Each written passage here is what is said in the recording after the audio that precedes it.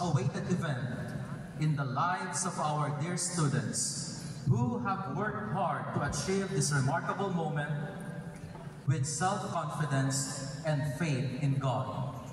Today is the day full of joy that the tears and hardships of our graduating students will now pay off as they transition to a new chapter in their lives.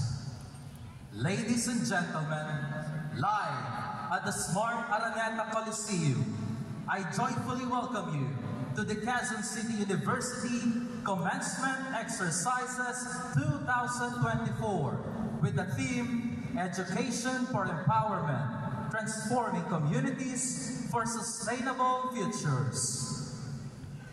The processional. Let's offer a big round of applause to the candidates for graduation, Class 2024.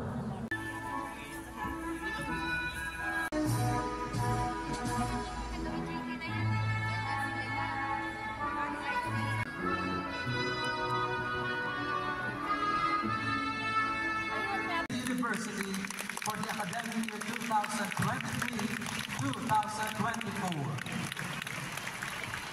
Let us welcome the faculty members of the General Education Language Department headed by Dr. June M. Aranques.